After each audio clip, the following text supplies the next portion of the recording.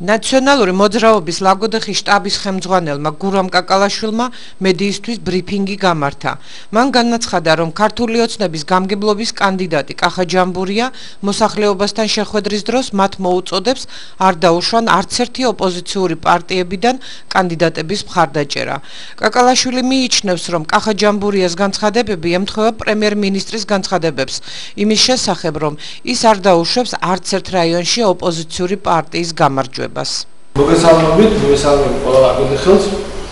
არ შემიძლია არ გამოვხმაუდო ბატონი კახა ჯამბურიას განცხადებას გამგებლობის კანდიდატსა ჩვენს რაიონში ქართული ოცნებიდან იმის შესახებ, რომ ციტირებას გავაკეთებ მის სიტყვებისას, რომ თუ სხვა ხალხს აირჩევთ, ეს არ გამოგვადგება საქმისთვის.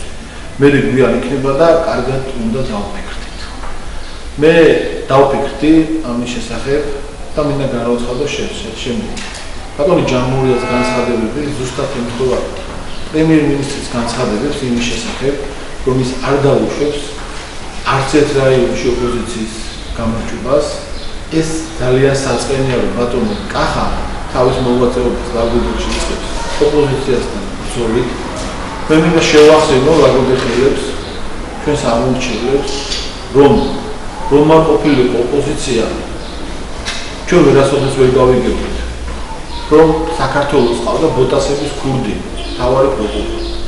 რომ არ ყოფილიყო ოპოზიცია და ნაციონალური მოძრაობა, მოსახლეობა ვერადროს გაიგებდა, რომ ქართული ოცნების მთავრობა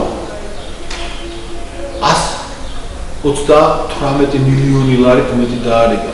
თვითონ აიღო პრემიები, ვიდრე ეს მოხდა გასულ წელს და მინდა ყველა პენსიონერმა იცოდეს, რომ ეს 118 მილიონი ლარი ყოფნიდა თვითოულ პენსიონერს, რომ 17 ლარით გაზრდა თავისი პენსია. მინდა აგრეთვე შევახსენო ბატონ ჯამბურიას და ქართული ოცნების მისვლელებს ლაგოდეხში, რომ ერთი ჭეშმარიტება, რომ როდესაც ხელისუფლება ებრძვის ოპოზიციას და საფლავს უთხრის ოპოზიციას, ეს ხელისუფლება თვითონ ჩავარდა ამ საფლავში.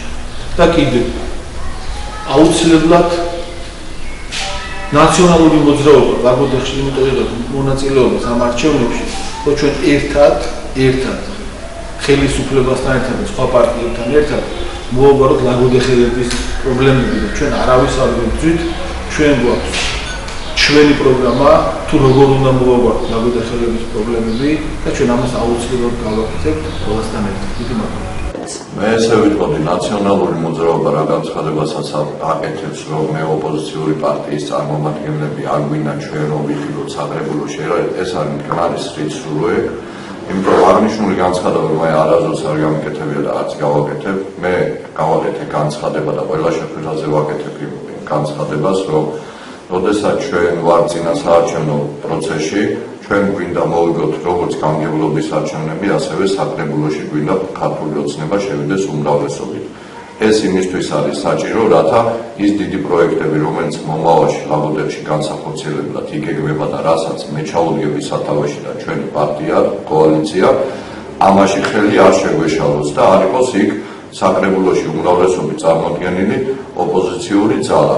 ეს არის ქართული ოცნების იმ კანონის შედეგი, რომელიც ქართულმა ოცნებამ მიიღო, რომელთაც თითოეულ პოლიტიკურ ძალას ეძლევა საშუალება, რომ თავის წარმომადგენელი ყავდეს საკრებულოში და იყოს დემოკრატია საკრებულოში და არა წინა პერიოდში როგორც იყო, როგორც ერთი ან ორი მარტო ოპოზიციური ძალის წარმომადგენელი იყო, რომელიც ასევე მათ მხარეს იყო. ჩვენ ამას არ ვაპირებთ, ჩვენ გვინდა უმრავლესობით ქართული ოცნება იქნას წარმოდგენილი საკრებულოში. ჩვენ უნდა მოვიდეთ ერთიანი გუნდით. ჩვენ იმ შემთხვევაში თუ თქვენ ამირჩევთ მე გამგებლად და საკრებულოში სხვა ხალხს აირჩევთ, ეს არ გამოგვადგება საქმისთვის და რატო? თქვენ როდესაც მე მეტყვით რომ კახა გავაკეთოთ წყალი, კახა გავაკეთოთ გზა, მე ეს ყველაფერი უნდა შევიტანო პროექტის სახით საკრებულოში. და საკრებულო თუ ამაზე მხარს მე არ დამიჭერს, მე ამაზე ვერ გავაკეთებ.